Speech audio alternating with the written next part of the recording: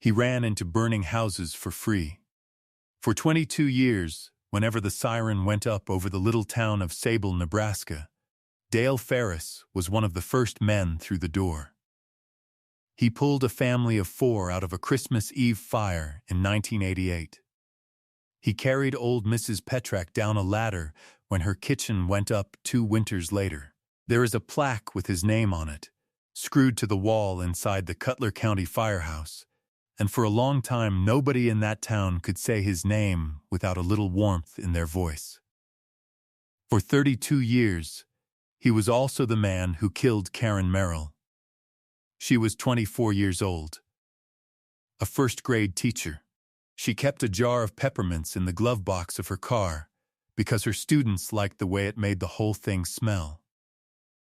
On a cold night in the first week of November 1991, she walked out of a school board meeting, climbed into her rust-colored Ford Escort, and drove out onto a county road she had driven 1,000 times before. She never made it home. That is not a story about a young woman who lost control on an icy road. That is a story about a man the whole town trusted, a man who joined the search for her, who stood in her father's kitchen with his hat in his hands and promised they would bring her home, while he already knew exactly where she was. It would take 3 decades, a wool scarf sealed in an evidence bag, and a distant cousin's saliva in a mail-order tube to finally put his name on what he did. But to understand how this ended, you have to go back to the town Karen Merrill loved. You have to go back to Sable. In 1991, Sable was the kind of place where nobody locked their doors, and everybody knew the sound of everybody else's truck. It sat out on the flat prairie in Cutler County, about 1,400 people, 1 blinking traffic light, a co-op grain elevator that threw a long shadow across Main Street every evening, and a water tower with the high school mascot fading off the side of it. In the fall, the whole county smelled like harvest, cut corn, diesel, and the dry sweetness of grain dust drifting down from the elevator. When the fire siren went off, everyone stopped what they were doing and counted the blasts, because the number told you which section of the county was in trouble. Karen had grown up there. She was the only child of Walter Merrill, a widower who ran the scale house at the co-op and had raised her by himself since she was 9, after the cancer took her mother. People still talked about how gently that big, quiet man handled a little girl. Karen had gone away to Kearney for her teaching degree, and then she had come straight back, because Sable needed a first-grade teacher, and because she could not stand the thought of her father eating supper alone. She taught in the same brick school she'd attended as a child. She directed the little Christmas pageant every December. She saved her paychecks in a shoebox for a wedding she was already half planning. She'd gotten engaged that August to a young man named Rob, who worked the rail line 2 counties over and drove 90 miles on weekends to see her. She had habits people remembered.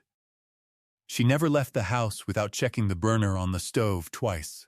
She kept those peppermints in the glove box.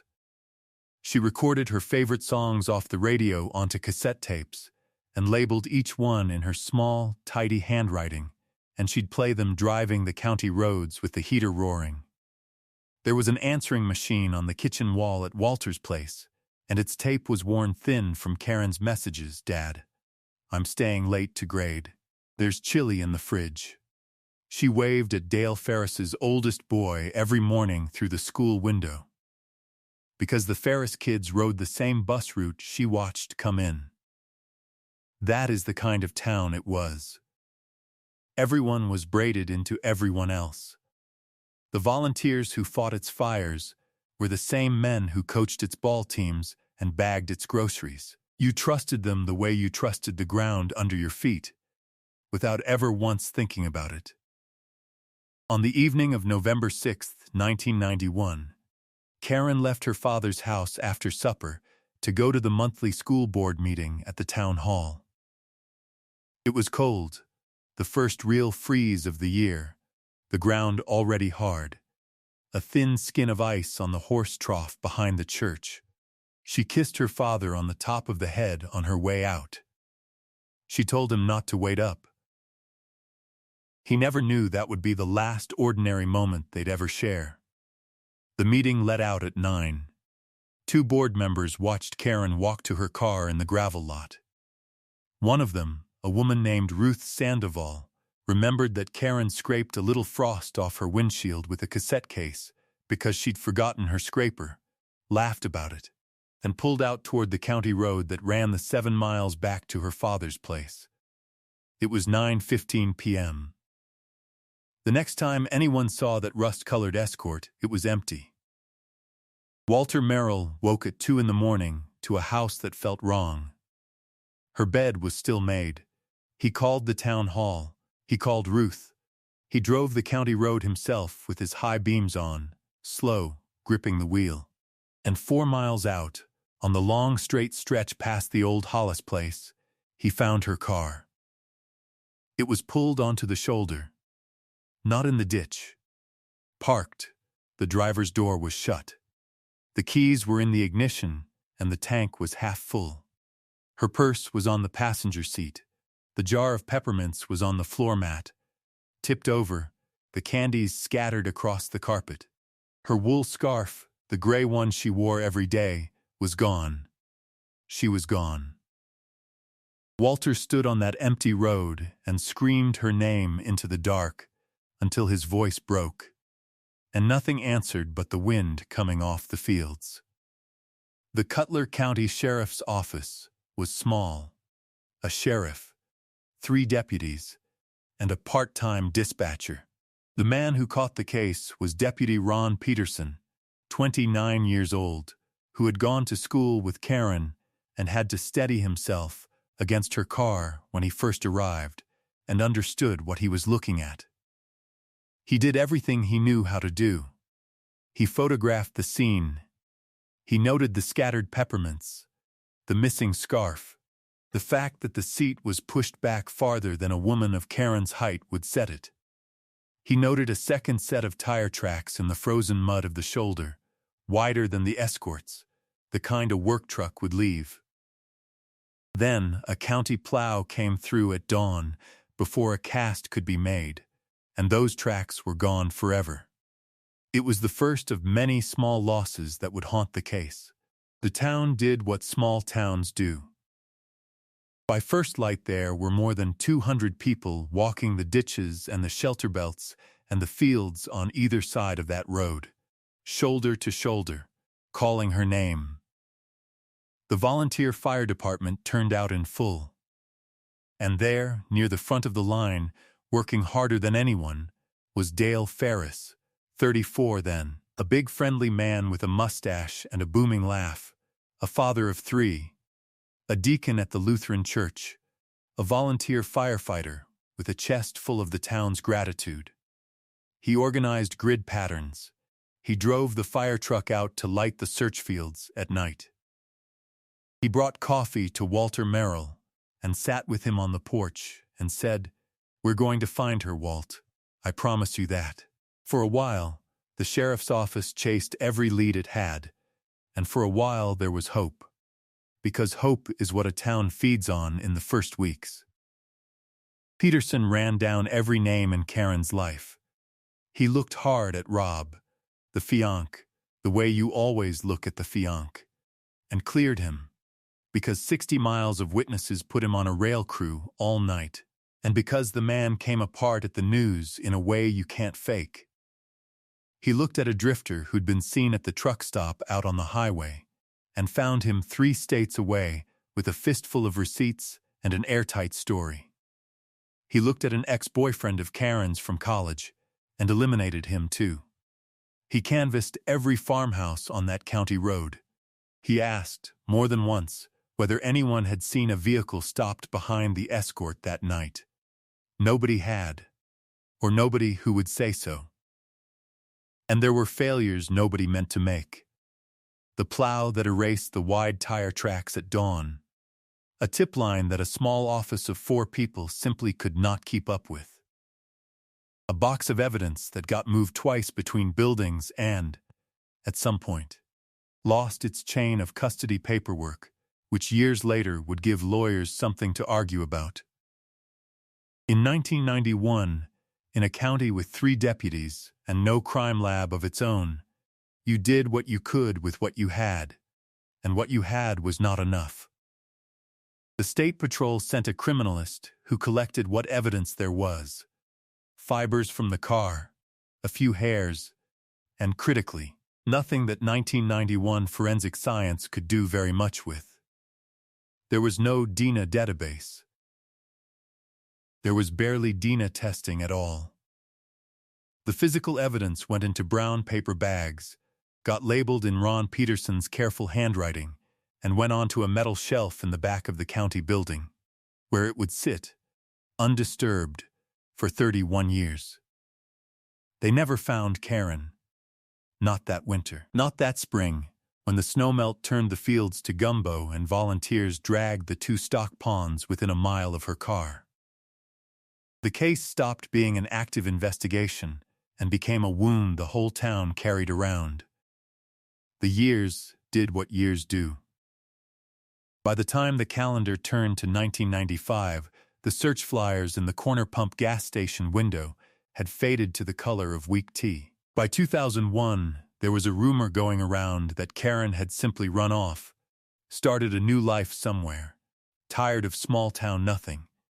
And it made Walter Merrill so angry he stopped going to church, because he could not stand to sit near people who'd think that of his girl. By 2008, Ron Peterson had made sheriff and then retired, and he still kept a copy of the case file at home in his hall closet, and he still drove that stretch of county road slower than any other road he ever drove. Walter aged the way a tree dies from the inside. The scale house at the co-op kept him upright for a while. He'd go in every morning and weigh grain trucks and say almost nothing. He kept Karen's room exactly as it was. He kept a light burning on the porch every single night for 17 years, in case she ever came walking up that road in the dark, so she'd know which house was home. Neighbors would drive past at midnight and see that one gold light and have to pull over for a minute. Karen had a cousin, too, a younger woman named Julie, who had idolized her, who had been a flower girl in the pageants Karen ran. Julie grew up, moved to Lincoln, had kids of her own, and never let it go. Every few years, she'd call the sheriff's office and ask, gently, if anyone was still looking. And every few years, someone would tell her the truth, which was that the file was open but cold, and that cold, in police work, most often means never. And through all of it, Dale Ferris was there. He was at Karen's Memorial Garden dedication in 1996, standing with the fire department in their dress uniforms. He was at Walter's side, one of 6 men who carried Walter's casket when the old man finally died in 2008, still not knowing where his daughter was. Dale gave a little of the eulogy. He said Walter never stopped being a father. He said the town owed it to Walter and to Karen to remember. People wept. People thought, what a good man. If you had stood in that cemetery and pointed at Dale Ferris and said the word killer, they would have thought you were sick.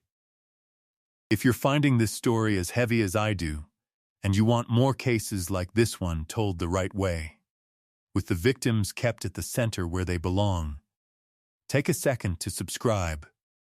There are people whose names deserve to be said out loud, and this channel exists to say them.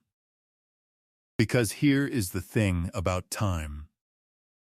It buries some things, and it uncovers others.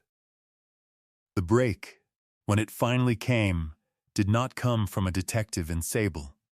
It came from a laboratory, and from a science that did not exist when Karen died. In 2021, the Nebraska State Patrol received grant funding to re-examine a group of unsolved homicides and disappearances using forensic genetic genealogy. The same family tree and DNA method that had recently identified a string of long, dormant killers across the country. A cold case investigator named Dana Whitfield pulled the Merrill file. She read Ron Peterson's careful 1991 notes. She read about the pushed-back seat and the plowed-over tire tracks and the peppermints on the floor. And she read one line that made her sit up. The victim's gray wool scarf, recovered 11 months after the disappearance by a farmer disking a field 2 miles from the car, had been logged into evidence and never fully tested. That scarf had been sitting on the metal shelf in the back of the county building for 3 decades. Whitfield drove out and found it, still in Ron Peterson's labeled bag. She sent it to a private lab. On the scarf, mixed in with Karen's own DNA, was a small, degraded but usable profile from a man. An unknown man. The person who had handled that scarf the night Karen vanished. It matched no one in any criminal database. In 1991, or 2001, that would have been the end of the road. But in 2022, the lab uploaded the profile to a genealogy database, the kind ordinary people use to find long-lost relatives, and the family tree began to bloom. Second cousins. Third cousins. A great-aunt who'd done a mail-order ancestry kit for fun and never imagined what it would help find. Genealogists spent months narrowing branches, eliminating names, until the tree pointed at one small cluster of a single family, a family from Cutler County, Nebraska. Whitfield made the drive out to Sable to tell what was left of Karen's people. Julie, the cousin, was 50 by then. When Whitfield said the words, "We have a DNA profile," Julie put both hands over her mouth and could not speak for a full minute. After 31 years, someone was still looking. After 31 years, the machine had a face in it. It just did not have a name yet. The name came into focus slowly, and then all at once. The family tree pointed at the Ferris line. And when Whitfield looked at who in that family had been an adult man in Sable in November of 1991, who had lived within a few miles of that county road, who had access to a work truck with wide tires, the name that came up was Dale Ferris, the volunteer firefighter, the pallbearer, the man who had promised Walter Merrill he'd bring his daughter home. Whitfield did not arrest him on a family tree. She built it out. She pulled the old records and found something Ron Peterson could never have known to look for in 1991. Dale Ferris had been at the town hall the night Karen disappeared, not at the school board meeting, outside it. The fire department had been doing a controlled equipment check in the town hall parking lot that same evening. Ferris had been in the gravel lot, in his truck, when Karen scraped the frost off her windshield and pulled out onto the county road alone at 9:15 at night. He had left the lot minutes after she did. 2 people had mentioned it in 1991. Nobody had thought twice. He was a firefighter. He was helping. Then investigators did the thing that turns a match into a case. They needed Dale's own DNA to confirm it directly, and rather than tip him off, they followed him. They watched him drink a soda at a gas station, the very corner pump where Karen's flyer had once hung in the window, and throw the can in the trash. Whitfield's team recovered it. The lab compared it to the profile from the scarf. It was him, not a cousin, not a coincidence, a direct match. They arrested Dale Ferris on a Tuesday morning in the spring of 2023, in the driveway of the same house he'd lived in for 40 years, 3 blocks from the firehouse with his name on the plaque. He was 66 by then, retired, gray, a grandfather. Neighbors came out onto their porches and watched in silence as the man who had pulled their families out of fires was walked to a state patrol car in handcuffs. Nobody cheered. It was too strange, too awful for that. One woman down the block just kept saying, "No, no, not Dale. There's a mistake. There was no mistake. Faced with the Dina, and with the record of his presence in that lot, Dale Ferris eventually led investigators to a shelter belt on land his family had once farmed. A windbreak of cedar trees 1.5 miles from where Karen's car was found, a place searchers had walked right past in 1991 because a trusted man had steered the grid lines around it. That is where Karen had been the whole time. That is what he knew every time he stood in Walter Merrill's kitchen and promised to help. He pleaded guilty rather than face a jury of the county he'd deceived for 32 years. Court records show he was sentenced to life in prison. He offered no real explanation and gave the family the one thing they had wanted for 3 decades and the one thing that can never be enough. He told them where she was, so they could finally bring her home. Karen Merrill came home in the spring of 2023.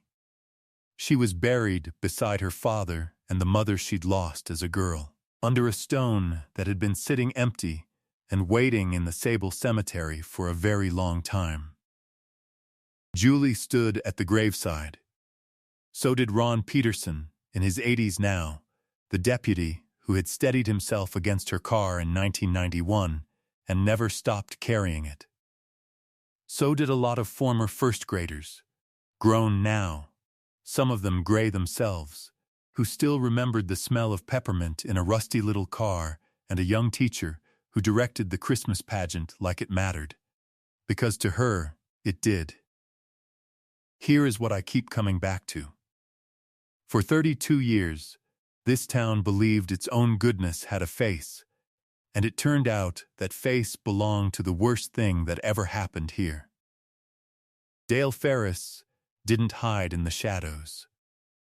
He hid in the light, in the uniform, in the search line, in the eulogy, in the plaque on the wall, and that is the hardest lesson these cold cases teach us, that evil doesn't always look like a stranger on a dark road. Sometimes it brings you coffee on your worst night and shakes your hand at the funeral. But that's not where I want to leave Karen, because Karen was never the mystery. She was a young woman who came home to a small town because she couldn't stand for her father to eat supper alone. She checked the stove twice. She kept candy in her car for 6-year-olds. She was loved, and she was found, and her name is on a stone next to the people who loved her most, not on a missing poster fading in a gas station window. The man who took her will die in a cell. Karen is home, so I'll leave you with the questions I can't stop turning over. How many times did the killer volunteer to search? How many other trusted men are still standing in the light in towns just like this one, waiting for a scarf on a shelf and a stranger's DNA test to catch up with them? And if it took 31 years, and a science nobody imagined in 1991 to name this one, how many Karens are still waiting for the year the truth finally reaches them? If Karen's story stayed with you, do the thing that keeps these cases alive, subscribe, and share this with someone who believes, like I do, that no one should be forgotten just because the trail went cold. The trail went cold for 31 years. And then it didn't. Say her name. Karen Merrill. Home at last.